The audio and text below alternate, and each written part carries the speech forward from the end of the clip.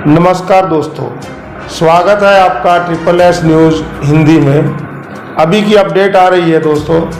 भारतीय किसान यूनियन टिकैत ने अपनी उत्तर प्रदेश की सभी इकाइयों को भंग कर दिया है। सिर्फ उन्होंने प्रदेश अध्यक्ष राजवीर सिंह जादौन को छोड़कर बाकी जितने जिला अध्यक्ष, मंडल उपाध्यक्ष, ब्लॉक स्तर के जितने अध्यक्ष थे उन सबको उन्होंने बर्खास्त कर दिया है और इस इकाई को उन्होंने भंग कर दिया है। अब ये जो प्रदेश अध्यक्ष राजवीर सिंह जादौन है, इनको छोड़कर जो बाकी भंग हुए हैं या इकाइयाँ जो भंग हुई हैं, इसके पीछे का जो कारण है वो भारतीय किसान यूनियन के राष्ट्रीय प्रवक्ता राकेश टिकैत जी ने ये बताया है कि करीबन 2 माह के बाद 5 सितंबर को मुजफ्फरनगर में संयुक्त किसान मोर्चा की महापंचायत का आयोजन किया जाएगा और उसमें यूपी के चुनाव के अंदर भागीदारी किए जाने का निर्णय लिया जाएगा।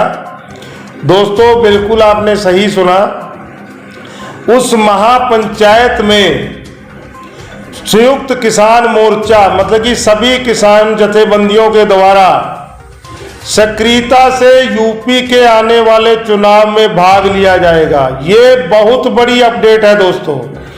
अगर ऐसा हो गया तो आगे जो राजनीतिक पार्टियां जो कहीं ना कहीं एक ब्रांड के रूप में, कंपनी के रूप में काम कर रही थी, अब यहाँ पर उनका विरोध किसान चुनाव में भाषण दे के नहीं, उनके विरुद्ध कैंडिडेट खड़े करके करेंगे। ये एक बहुत बड़ी खबर है। अगर ये ऐसा हो गया तो देश के राजनीतिक इतिहास में ये एक बहुत बड़ा पल होगा। लेकिन यहाँ पे हम आपको ये भी बता दें कि पुराने समय में भी किसान नेता अलग अलग पार्टियों को बुला के राजनीति करते रहे हैं, जिसमें चौधरी देवीलाल, चौधरी चरण सिंह इत्यादि नेता जो थे उन्होंने अपनी अलग से पार्टियां बनाई और चुनाव लड़े। लेकिन दोस्तों, अब इसमें यह देखना है कि जो 5 सितंबर को महापंचायत बुलाई गई है वो किसी अलग पार्टी का नाम दिया जाएगा या संयुक्त किसान मोर्चे के कैंडिडेट के रूप में चुनाव लड़ा जाएगा। क्योंकि अगर ये अलग पार्टी हो गई तो ये भी एक कंपनी हो जाएगी, एक ब्रांड हो जाएगा। लेकिन अगर ये संयुक्त किसान मोर्चे की तरफ रहती है तो इनका जो पीछे का, इनकी ताकत जो है पीछे की, वो ताकत है इनके साथ में जुड़े हुए लोगों की भावनाएं, और वहां पे एक एक व्यक्ति को विशेष महत्व दिया जाता है। अगर इस स्तर से इन्होंने चुनाव लड़ दिया तो हो सकता है कि हिंदुस्तान के इतिहास में ये एक नया राजनीतिक पड़ाव हो और एक नया राजनीतिक बदलाव हो। दोस्तों, ये जो पंचायत है, इन्होंने कहा कि यूपी मिशन की शुरुआत होगी। हालांकि भारतीय किसान यूनियन के राष्ट्रीय प्रवक्ता राकेश टिकैत जी ने ट्वीट कर स्पष्ट किया कि वह खुद चुनाव नहीं लड़ेंगे। यहाँ पे सबसे बड़ी बात यह आ गई है कि उन्होंने स्पष्ट कर दिया कि कल को अगर हमारे ऊपर इल्जाम ना आए कि ये अपने राजनीतिक कैरियर को बनाने के लिए चुनाव लड़ना चाह रहे हैं या चुनावी दंगल में उतरना चाह रहे हैं, तो उन्होंने कहा हम खुद चुनाव नहीं लड़ेंगे। यहाँ पे हम ये बात आपको बता दें दोस्तों, इतिहास अपने आप को दोहरा रहा है। चौधरी देवीलाल ने 1966 में 1 नवंबर 1966 में हरियाणा का गठन हुआ था। हरियाणा एक अलग प्रांत के रूप में उभर के आया था। तो उस समय चौधरी देवीलाल ने बहुत अहम भूमिका निभाई थी हरियाणा को एक अलग स्टेट बनाने के लिए, और उन्होंने भी ये बात कही थी कि हम पहला विधानसभा का चुनाव नहीं लड़ेंगे। अब इन्होंने कहा कि हम चुनाव नहीं लड़ेंगे, उन्होंने पहला विधानसभा का चुनाव नहीं लड़ेंगे, ये बात कही थी। बाकी देखते हैं दोस्तों, आने वाला वक्त क्या दिखाता है, क्या क्या रंग होते हैं, ये आंदोलन में क्या क्या देश के राजनीतिक माहौल चेंज होते हैं या नए राजनीतिक माहौल बनते हैं। बाकी इन्होंने कहा कि राष्ट्रीय प्रवक्ता राकेश टिकैत की ओर से जानकारी देते हुए धर्मेंद्र मलिक ने बताया कि संगठन की समीक्षा के आधार पर ही जल्दी दोबारा नई कमेटियों का गठन किया जाएगा। कहीं ना कहीं ये बात से इन्होंने स्वीकार कर लिया कि कुछ नेता ऐसे हैं जो जिनके पास में पद तो है, जो अध्यक्ष या कई पोर्टफोलियो के ऊपर काम कर रहे हैं, लेकिन वो अपने घरों में बैठे हैं, आंदोलन में उनकी कोई भाग्यता नहीं है। ये बात के ऊपर इन्होंने मंथन किया है। हालांकि बीच के अंदर हम अभी यहाँ नाम नहीं लेना चाहेंगे, हम लोगों ने प्रयास किया था रिकेश जी से बात करने का, शायद वो व्यस्त थे। उन्होंने 2 बार फोन करने के बाद कॉल को पिक नहीं किया। लेकिन ये जो बदलाव है, ये बड़े राजनीतिक बदलाव की तरफ इशारा कर रहा है। किसान जो है अब पूरा मूड बना चुके हैं हर प्लेटफॉर्म पे सत्तारूढ़ पार्टी को हराने की और गिराने के लिए।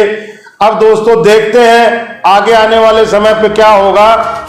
और उसके बाद इन्होंने कहा कि मुजफ्फरनगर 5 सितंबर में होने वाली प्रस्तावित महापंचायत में सरकार 3 कृषि कानूनों को लेकर बातचीत करे।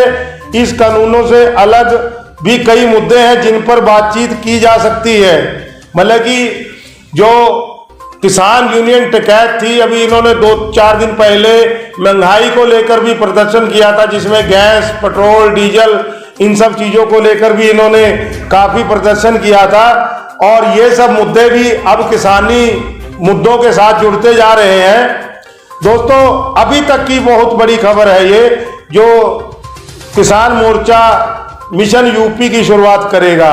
ये बात जो है ये भाजपा को चुनौती दे सकते हैं। इसका निर्णय मुजफ्फरनगर में 5 सितंबर को होने वाली प्रस्तावित महापंचायत में दिया जाएगा।